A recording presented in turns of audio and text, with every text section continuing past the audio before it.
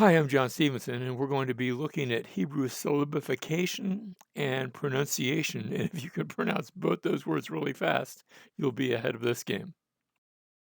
Let's start by talking about the history of the Hebrew language. The Hebrew language has been divided.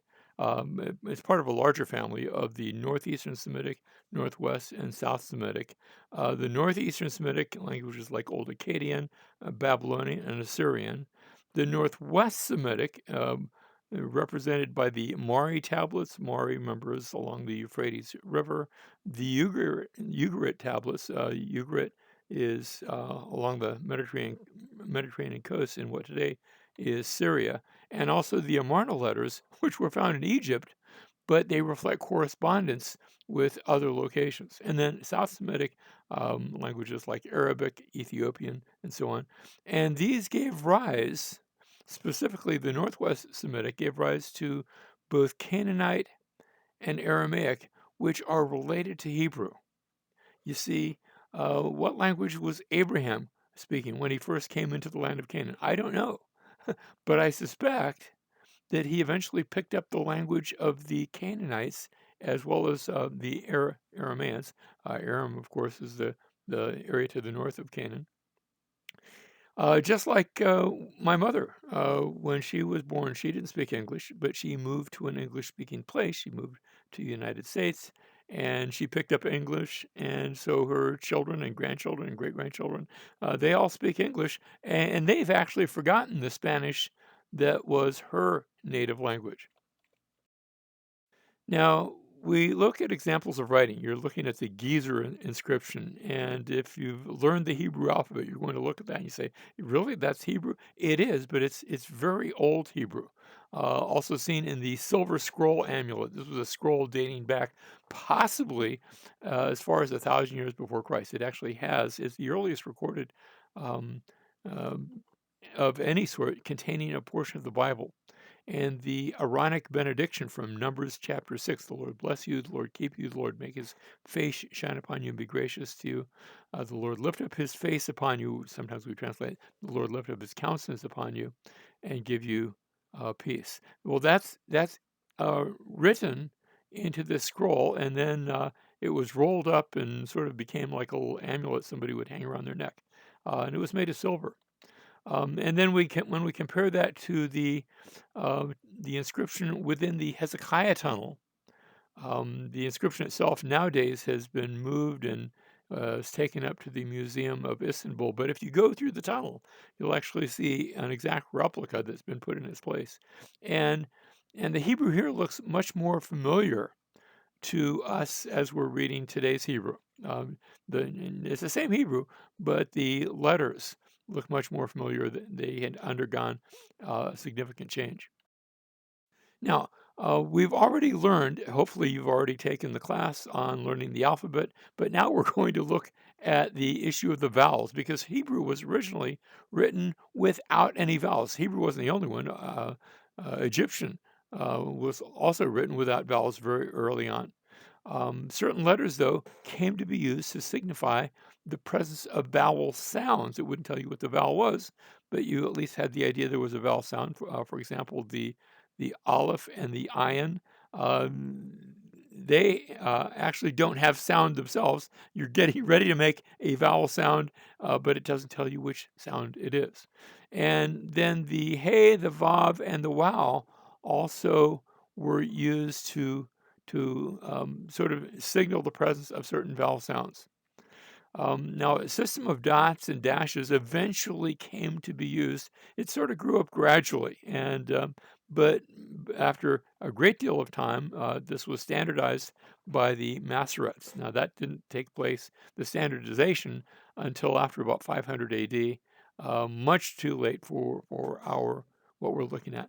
But it had already begun to be used quite a bit earlier than that. Here, look at this example. This is English, where what we've done is we've just taken out the all the vowels, and you say, "Gee, can I read that?" Look at it for a moment. I will wager that you are able to read it, especially if English is your first language or you're comfortable reading and writing in English. And of course, it's John 3:16, for God so loved the world that he gave his only begotten Son, that whoever believes in him should not perish, but have eternal life. And once you know what to look for, it really becomes very easy to do so. Hebrew is even easier because it's constructed in such a way that it expects you not to have the vowels, at least the way it was originally written. And so the vowel points here we're looking, and this is actually Genesis chapter 1, verse 1, Bereshit bara Elohim et hashemayim ve'et haaretz. And notice the series of dots and dashes that are either over, most of them are under the letters, um, and they're telling you what the vowel sounds are. Now, if you are really good in Hebrew, then you won't need those vowel points. Let me confess, I need them. I make full use of them. And could I puzzle it out without them? Perhaps, but it's much easier, especially if there's a word that's not that familiar to me. It's much easier if you have the vowel points. Now here's our initial vowel points. Notice we've sort of grouped them according to what English sound that they make, the comets, and you notice you have the both the comets and the patak both make sort of an A sound, A as in father, uh, or an A as in hat, so ah and ah, and then the Segol gives an E sound as in met, and then the Seri, but these are two different ways we could transliterate it with E as in they, so and A, and then the Hirik as an E sound, like in machine. The holum. Now notice you say, wait a minute, what's with the vav there? It is one of those letters that comes to have a vowel sound if it has certain markings around it. If there's no markings, it's going to have that vav or wow, W or V sound, depending on if you have your two front teeth. But notice with the marker up above it, it's the holum, as in ove or like roll. And then the Shurik, this one, remember all of these others are going to appear under the letter. So the Kametz, the Pathak, the Sigol, the Seri, the Hirik, and the Shurik all appear underneath the letter that is modifying. Shurik is U as in put, like an sound, and Kibbutz, U as in true or tune. So notice if you see the Vav, you have to ask, is the dot above it or within it? And that's going to give you two different sorts of sounds. Now, here I just took the same notations. I know it's hard to see when it's not under or over a letter or something like that, but I'm putting them in a certain order because I'm going to start with that Hirik sound. Remember, that's an E sound. And then I'm going to go from E and then Seri A, yeah. And what I just did is I followed from Hirik all the way down to the Shurik sound. And there's a certain order to it as it makes, and a certain shape that your mouth makes as it's making those sounds. Now, let's go through some of these. Here's the Hebrew word shem. It means name, and we have a seri under it, so that's the sound, shem, eh. Bait is house, and notice that you have a patak under it, but then also a hirik, so two different vowel sounds. Notice I begin with a consonant sound, the B sound, ba, and then the a, ba, yit. And that's I'm not going to give it two different syllables, it's just bait very quickly. So I'm not going to separate that sound out. Next is Hashak, to be dark, and there I have a kametz, Hashak, and then a patek next to it. Um, but then I'm going to have a very similar word next. Let's turn over to Hoshek, and this time, notice that there's you say, what's that mark that's above the letter? Well, that would be sort of like that's the holum.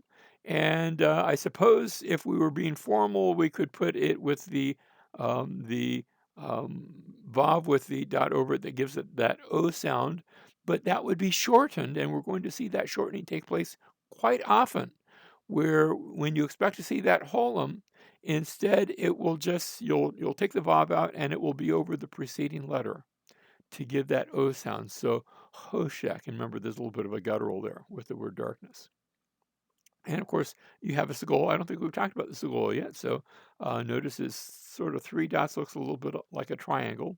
A segol is actually the Aramaic word for a cluster, like the idea of a grapes, like a bunch of grapes, a cluster of grapes. And if you use your imagination, you can maybe see a couple of three grapes that are gathered. I don't know if that helps or not. Next, we have the Hebrew word shuv, it means return. And notice that there is a kibbutz that's located there, the vav with the dagesh in it. It has that u sound, shuv. And then finally, we have katnate, I'm sorry, and with a shurik, with the u sound, kutnate, and a segol that's at in the second syllable. Next, I want to talk about the Shiva, and here we have two vertical dots that are beneath the letter. I'm just picking on the bait here. I could have chosen any number of letters for this, um, but there is the Shiva, that two notes, and a Shiva can either be silent.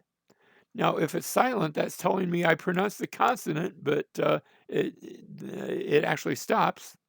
Like, remember, and we didn't have one here, we didn't need one, but shuv, and of course that was without the dagesh in the bait. Remember, this is one of those begad kafat letters that where it changes its sound depending on if it has the dagesh in it. So with the dagesh in the bait, it's a B sound, b. Um, and so you can see that schwa, it could either be silent or it can be vocal. There's times where, and if it is vocal, then it's not going to be a long drawn out sound. It's just going to be very short, but not like a b, but very very short sound. Now I can also have a composite shawa, and that's where I have a schwa and I have a vowel marker following it.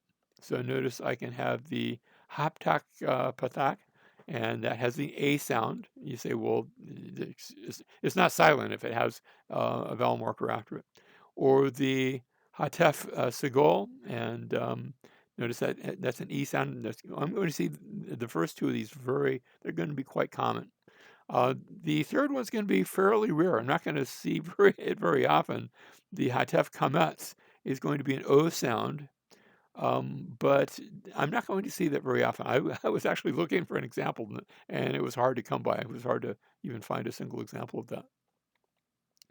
Now, as I said, these are always vocal, so you can always hear these. Let's again look at our verse. We were looking at Genesis chapter 1, verse 1. Bereshit bara Elohim et hashemayim va'etz haaretz. But notice at the end, there's a marker we haven't seen. It looks like two sort of diamond-shaped notes right at the end of the sentence. And this is called a suf pasuk. Just means the end of the verse or the end. It's like a period. So it has that idea.